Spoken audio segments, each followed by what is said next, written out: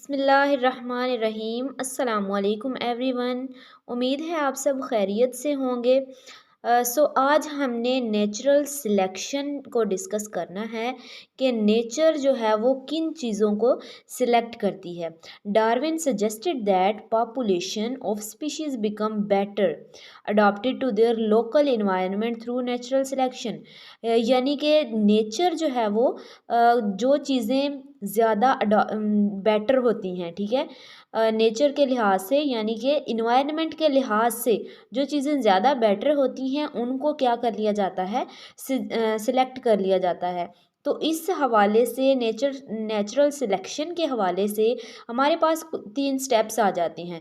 सबसे पहले क्या होता है, प्रोडक्शन ऑफ मोर इंडिविजुअल्स यानी कंपटीशन करवाया जाता है। क्या होता है, सबसे जो पहला स्टेप है उसमें कंपटीशन होता है कि production of more individuals than environment can support. ठीक है, यानी कि जितना एक इन्वायरमेंट सपोर्ट कर सकता है, यानी कि अगर एक इन्वायरमेंट है उसमें 500 स्पीशीज़ एग्जिस्ट कर सकती हैं, लेकिन उसमें कितनी प्रोडक्शन करवाई जाती है, 1000 तक। तो हमारे पास जो है वो प्रोडक्शन ऑफ इंडिविजुअल्स क्या हो जाती है, उस इन्वायरमेंट में जितने एग्जिस्ट कर सकते हैं उससे ज़्यादा करवाई जाती है। और फिर क्या होता है, इसका क्या रिजल्ट निकलता है, लीड्स स्ट्रगल फॉर एग्जिस्टेंस। तो ऑर्गेनिजम्स क्या करते हैं, एग्जिस्ट करने के लिए क्या करते हैं, स्ट्रगल करते हैं, कोशिश करते हैं अमंग इंडिविजुअल्स, दूसरे जो इंडिविजुअल्स हैं उनके साथ, of population with only fraction surviving each generation. अब क्या होगा, इसका इफ़ेक्ट क्या होगा कि अब जो है वो 500 की वहाँ पे जगह थी, लेकिन प्रोडक्शन कितनी हो गई है, 1000 की हो गई है। लेकिन सरवाइव वही करेंगे जो जिनको नेचर सेलेक्ट कर लेगी, ठीक है, जो ज़्यादा सूटेबल होंगे।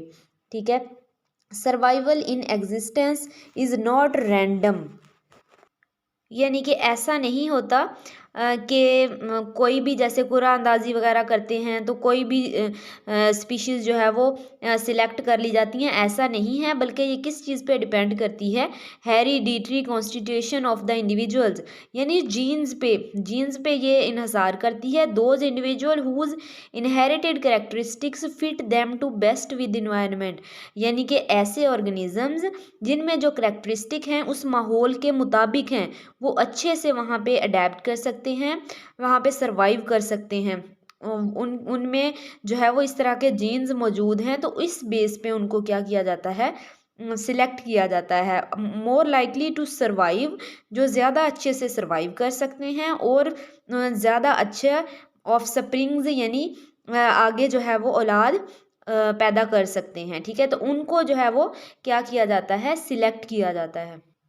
सिलेक्शन ऑफ बेस्ट, यानी कि जो सबसे बेस्ट हैं उनको जो है वो सिलेक्ट किया जाता है। जैसे कि ये हमारे पास एक ऑर्गेनिज्म है, इसमें जो है वो डिफरेंट इस तरह से स्पीशीज़ मौजूद हैं। ठीक है, तो हमारे पास जो सबसे ज़्यादा अच्छा ऑर्गेनिज्म है, जो इन्वायरमेंट के लिहाज से सबसे बेहतर है, हम फ़र्ज़ किया ये है तो हम इसको सिलेक्ट कर लिया, नेचर ने इसको सिलेक्ट कर लिया। ये सारे क्या होंगे, हो गए हैं, ये कम प्रोड्यूस होंगे, लेकिन ये जो है वो इसके ऑफ स्प्रिंग्स ज़्यादा प्रोड्यूस होंगे।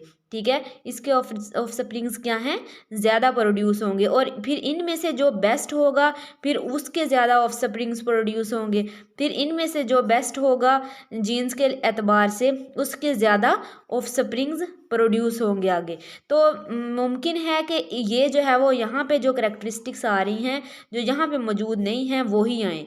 ठीक है, यानी कि यहाँ पे काफ़ी ग्रेजुअल चेंजेस होंगी और यहाँ पे स्पीशीज़ बिल्कुल न्यू, जैसे हम कहते हैं न्यू स्पीशीज़ बन गई हैं, तो एवोल्यूशन के बाद, ग्रेजुअल चेंजेस के बाद काफ़ी न्यू करेक्टरिस्टिक्स यहाँ पे आ जाएंगी और इस तरह से हम कह सकते हैं कि ये न्यू स्पीशी बन गई है। अनइक्वल एबिलिटी ऑफ सर्वाइवल, यानी कि अब ये जो जिसको नेचर ने ज़्यादा सिलेक्ट किया है उसकी ज़्यादा प्रोडक्शन आगे होगी, बाकियों की कम होगी। तो and reproduce will lead to gradual change, ठीक है। इस तरह से ये रिप्रोड्यूस करेंगी और इस तरह से आहिस्ता आहिस्ता चेंजेस आएंगी with accumulation of favourable characteristics, यानी नेचर उनको सिलेक्ट करती जाएगी जो परफेक्ट हैं, जो ज़्यादा बेहतर हैं, over generation leading to evolution of a species. इस तरह से एक स्पीशी इवॉल्व होके न्यू स्पीशी बन जाएगी, ठीक है। इस तरह से जो है वो नेचर क्या करती है, सिलेक्ट कर लेती है जिनमें जो जीन्स हैं वो ज़्यादा इन्वायरमेंट के लिहाज से सूटेबल हों, ठीक है। होप सो आप लोगों को क्लियर हो गया होगा। कोई भी क्वेश्चन हो तो आप कमेंट सेक्शन में पूछ सकते हैं। अल्लाह हाफिज़।